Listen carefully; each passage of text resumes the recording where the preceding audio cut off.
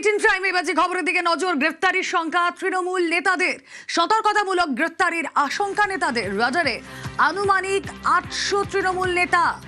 হাইকোর্টের দৃষ্টি আকর্ষণ কল্যাণ বন্দ্যোপাধ্যায়। কথা বলবো, প্রতিনিধি অর্ণব হাজরা রয়েছেন সঙ্গে। অর্ণব, এই আশঙ্কার ভিত্তি কি?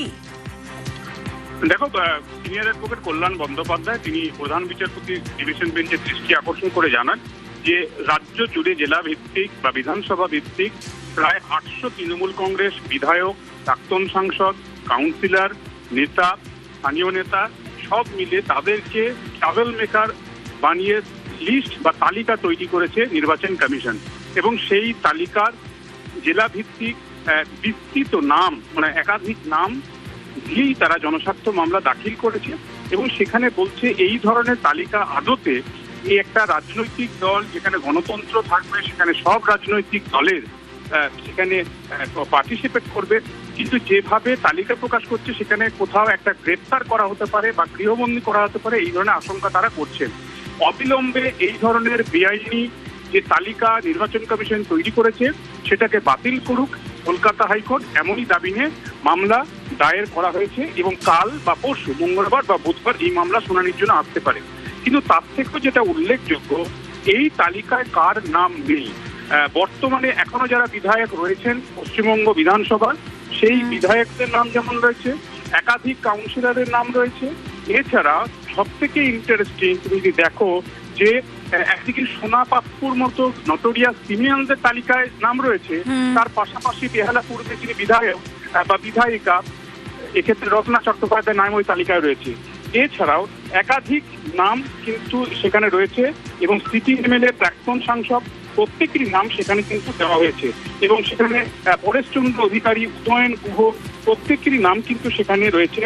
এবং শুধু তাই নয়, এছাড়াও হামিদুর রহমান চোপড়ার বিধায়ক, গৌতম পাল বরণদিঘির বিধায়ক, সত্যজিৎ বর্মন হেমতাবাদের বিধায়ক, আমিরুল ইসলাম শামসেরগঞ্জের বিধায়ক, ইমাই বিশ্বাস সুতির বিধায়ক, এছাড়াও মনিরুল ইসলাম প্রাক্তন বিধায়ক, শান্তনু সেন প্রাক্তন সাংসদ, কলকাতা পুরসভা 7 নম্বর ওয়ার্ডের কাউন্সিলর বাপি ঘোষ, অমল চক্রবর্তী 14 নম্বর ওয়ার্ডের কাউন্সিলর, 13 নম্বর ওয়ার্ডের কাউন্সিলর অনিন্দ্য কিশোর রাউত সহ একাধিক কাউন্সিলরের নাম এই তালিকা দেওয়া হয়েছে। তারা এই ব্যক্তিরা নাকি এই বিধানসভা নির্বাচন, সেই নির্বাচনে গোলমাল পাকাতে পারে, এটা ডিস্টার্ব তৈরি করতে পারে তাদের তালিকা, এবং সেক্ষেত্রে এদেরকে গ্রেপ্তার বা গৃহবন্দী করতে পারে। সেই জায়গা থেকে এই তালিকা বেআইনি, সেটাকে বাতিল করার দাবি নেই। দানিশ ফারুকি তিনি এই জনস্বার্থ মামলা দায়ের করেছেন কলকাতা হাইকোর্টের অনুমতি নিয়ে, যা মঙ্গলবার বা বুধবার শুনানির জন্য আসতে পারে প্রধান বিচারপতি ডিভিশন বেঞ্চে। ওকে, ভোটের আগে তৃণমূল নেতাদের গ্রেপ্তারের পরিকল্পনা চড়াসুর মমতা বন্দ্যোপাধ্যায়। ইলেকশনের আগে অনেককে অ্যারেস্ট করার পরিকল্পনা করেছে, লিস্ট আমি পেয়ে গেছি। আমরাও কোর্টে যাব, প্রত্যেকটা কেসে ইঞ্চিতে ইঞ্চিতে লড়বো।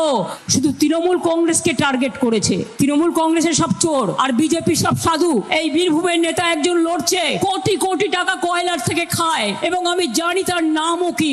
ভদ্রতা করে বলছি না, 3-4 বছরের মধ্যে কোটি কোটি টাকার সম্পত্তি করেছে। তার কাছে কারা টাকা পাঠায় সেটাও আমি জানি। সবচেয়ে বড় চোর বিজেপি, সবচেয়ে বড় ডাকাত বিজেপি,